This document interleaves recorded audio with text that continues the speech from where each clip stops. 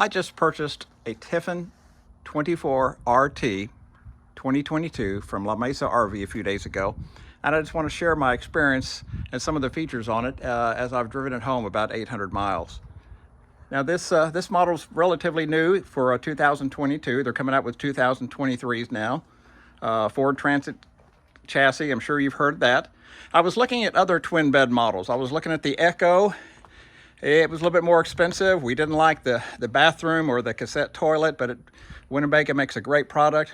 We wanted to get a Forest River, but Forest River doesn't seem to be making twin beds on Transits.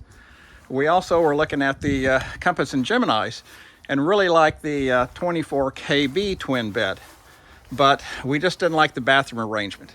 So we decided to take the leap and go with this Tiffin.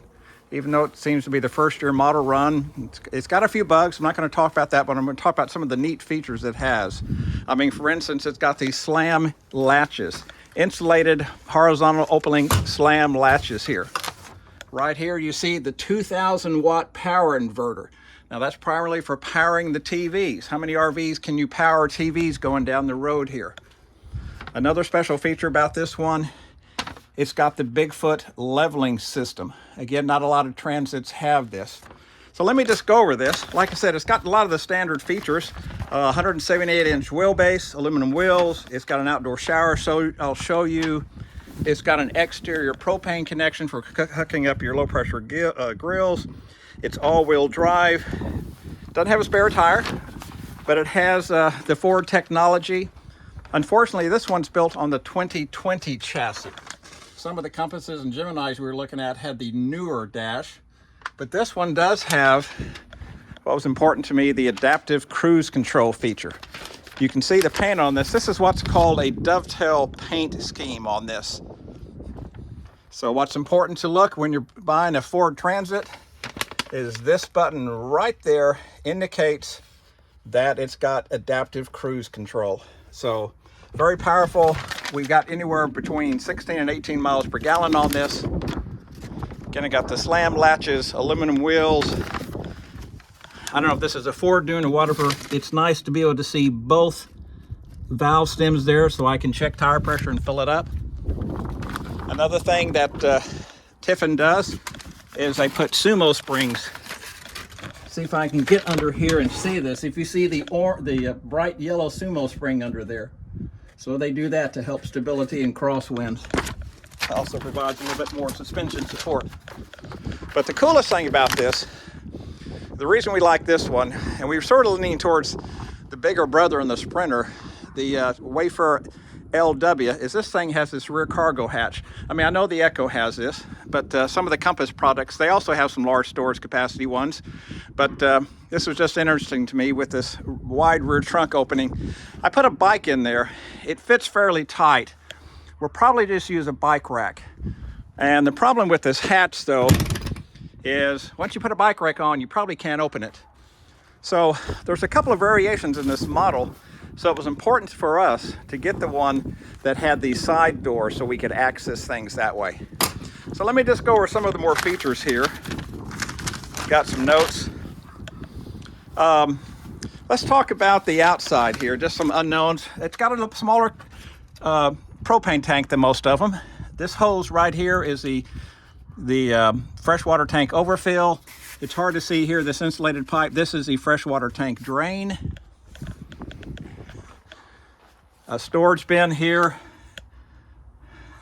Oh, the interesting thing about the storage bins is almost all of them have motion sensing, or you can turn it on all the time, cargo lights, cargo bay lights. So that was interesting. We already talked about the power converter. You know, I got some wires here that they're going to have to clean up and fix for me. We'll go back around. Running boards. You know, I don't know if they delete the spare tire, that you don't get the jack that normally goes there. I also didn't get the Ford fuel funnel in case you ever needed to fill this up from a gas can. But that's no problem. I can get one of those here. Let me continue on the outside. You can see besides the clear coat they put on, they also put this plastic clear finish. What shield this is called, I forgot the name for it here. Okay, 4,000 watt on-end generator. I learned something new recently. This thing has an altimeter, an altitude adjustment here, because I always had problems with my generators running at high altitude. So I can turn a knob there and adjust the air fuel mixture. Here is the water bay. Well, unfortunately, when I picked this thing up, it was cold weather, and right now this is not a cold weather coach, so I had some freezing problems. Now, it may not be in this bay. Some of the water lines they ran outside of this are open to the air, so those may have been the ones that froze on me. So that's something I'm gonna have to look into and address. If you want to fill your freshwater tank on this thing, you can turn this to dry camp. If your city water hose is connected, it will fill up the tank. When you're running your pump, that's also the suction for the pump to the freshwater tank. When I have city water, I'll just turn this, it will pressurize everything, and there's my black tank flush here. Operate the pump outside here, pretty standard. This is just exposing some of the, that's the black water tank and some of the level instruments here. Back in this cargo bay is the surge protector and also the automatic switchover between the generator and when you plug in shore power. This also comes with a tube to store your stinky slinky. This has no problem fitting my 15-foot corrugated flexible rhino hose. Got another weight of water fill in here. You've got an outside storage thing that opens up. It opens up to the inside. Just like the other side, we're using this to put in dirty laundry here. A nice storage bay, as we talked about. It does have a 120 out here. You know, it's mentioned in other videos, there's no cargo light in that. And I don't know why that is, but I can add a battery powered one to no problem. It comes with a Gladiator system. I've already started using that. It only comes with a 2,000-pound hitch, rated for 200 pounds, and there is no trailer connection, 4-pin connection, if I wanted to put some lights or something on the back of this thing. It does have a smart cord here, which is really cool, rather than having the standard 30 twist and lock and screw the thing down. It's got the frameless Girard awning. It's got the Trumbull hot water heater. You notice the two vents here. This is a disadvantage compared to what I think when I look at the compasses. Some of those compasses, the 24 kBs, have a 12-volt compressor refrigerator. This is still an ammonia-based refrigerator, but it is a 3-way refrigerator. So let me go inside and show you some of the features. Now this bench, I've seen pictures throughout the country of these 24 RTs, and these benches come in different sizes and shapes. I don't know if they were prototypes or show models or whatever, but this is what we have. It does have 2 seat belts. Like I said, I maybe turn the inside and you go, hey, I need to fix a few things. Yeah, like the length of that seat belt. You can store it here. We put a table there. It does have a Lagoon table system. We're just learning about that. I think we're going to do some modifications, go with the bigger table, a lower table. This one was supposed to have a privacy screen for the windows and shade. I think there was some mix up at the dealership and they're going to get me another one. The TVs, very interesting. My previous RV was a Winnebago and the TVs were 12 volts. This particular TV is 120 volts. So if you're going down the road, you need to turn on your Xantrex Freedom X 2000 watt converter. It's got a solar panel here, a Go Power. I looked up on the roof. That is a 200 watt solar panel. Here's our Spider control system. It controls the lights here. I think there's some things that they have on here that that don't exist in this coach here. What else we've got? We talked about the Bigfoot. This was somewhat of a disappointment to me. This is the first time we've used induction heating.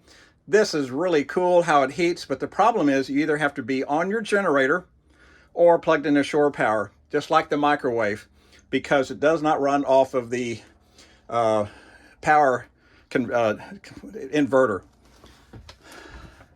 What else? Convection microwave. 3 vents in this are the Dometic Fantastic vents. These are motor operated. I still got to figure out how that motor operates. So each one of those is a Fantastic by Dometic here. The beds back here, they are not as they say in the brochures. One bed is narrower than the other. This bed is about 27.5 inches wide, and this one over here is about 37.5 inches wide. They're both about 76 inches long. Perhaps the cool thing is this wider bed could probably be replaced with a standard twin size mattress bed. Okay, let's keep looking around here. So here's TV number 2. The first TV I think was about a 32 inch. This is more like a 24 inch. This is interesting what they've done. It is a 12 volt TV, but they're plugging it into 120. So very interesting here. The thermostat here. Thermostat only controls the furnace, which brings us to the air conditioner. I haven't gotten on top of the roof and seen how many BTUs this is, what features it has, but I do know it is Bluetooth controlled and I can use my phone to control it. It is not a ducted air system like some of the Compass and Geminis, but it seems pretty darn powerful here. Going into the bathroom, one of the key things that we liked about this is it has a bathroom. The shower, it's not as big as the brochures. It's only 21 inches by 31.5 inches. So it is a pretty small shower. It does have a shower miser. So this is the third way you can fill your freshwater tank. Through the shower miser, by turning the valve in the wet bay, or there's actually a fill location. Toilet, yeah, a little tight in there, but hey, this is better than a lot of other B classes we have. See if I've covered everything here. Oh, the roof in this thing appears to be fiberglass rather than TPO or some other material. We don't have a wardrobe like some of the competitors have, but we found that with the we have enough storage for kitchen stuff in here, and with these drawers and shelves in the back, we have enough for clothing and all that. So that's my quick review. Like I said, I've had some issues with it, and once we get those resolved, I'll report on how those were concluded. But that's my quick review of why I chose this one over the Gemini Compass 24 KB or the Winnebago Ekko. If this thing was full body paint, it was about the same price as a 24 KB, but I just thought it had superior features. So Tiffin, don't let me down. Let's hope you've got a really good product here. Thank you.